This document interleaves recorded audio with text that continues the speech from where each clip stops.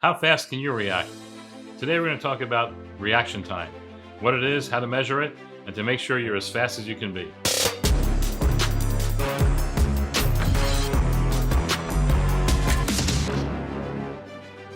Hi, I'm Dr. Laby. Welcome to my YouTube channel.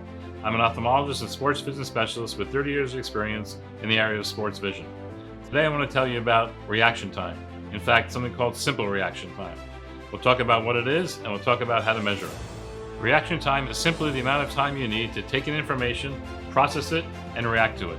That's all it is. There are different kinds of reaction times. We'll get into those later. But that's all it is, simple reaction time. Take it in, process, and put it out.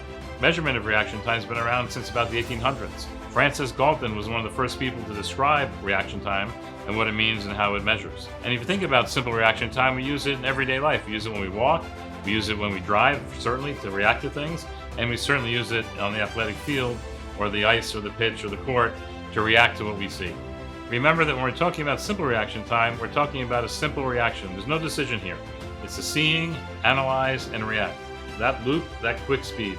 And we have a couple of ways we can measure it. I'm going to show you 2 ways to measure it today, and we'll see how you do. The first way to measure is to use a ruler. We have a ruler like this. You can have a regular inch or centimeter ruler.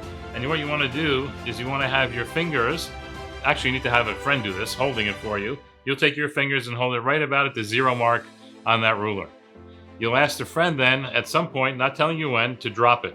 When you drop it, when he drops it, you're going to close your fingers and see where your fingers line up with the ruler.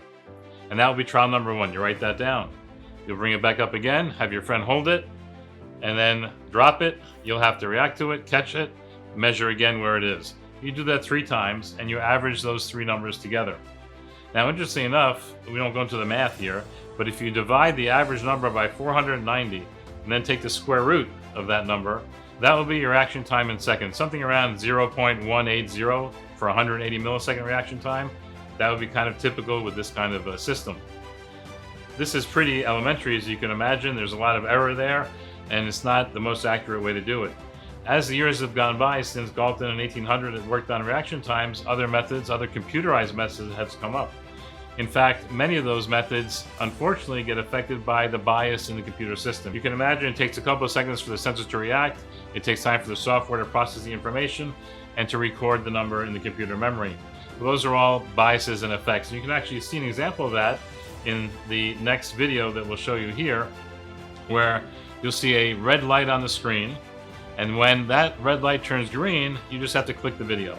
And you'll see a number come up on the screen, which will be your reaction time.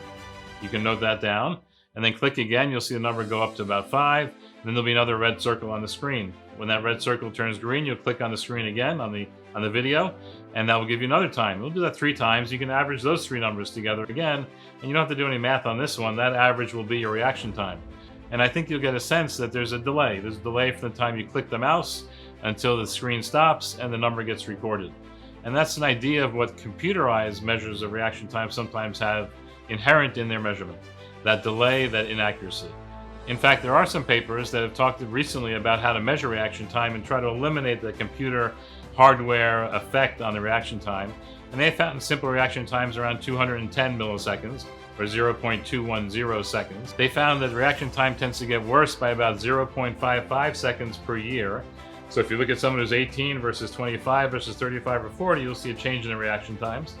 There wasn't any difference between males and females in the reaction speed, or there wasn't any change in race either. But age certainly will have an effect on your simple reaction time. Another interesting finding that they found is when they showed the target on the side opposite the reacting hand. So if I'm a right-handed person and the target was on my left side of my field of vision, that time was faster than if the target was on my right side of my field of vision.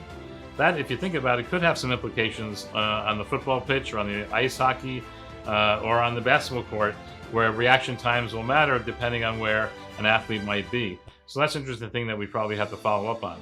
We're going to do a little contest here. We'll have everybody who watches this video, if they're interested, and for the next several weeks, we'll say, we'll use the same type of test with the ruler, grabbing it, writing down your numbers, and let me see in the comment below, let me see your 3 scores, and you can do the math on it that I described, and find out what your reaction time is. And the person with the fastest reaction time, when we finish this in about a month from now, that person will have a free vision test with me, with analysis on the internet.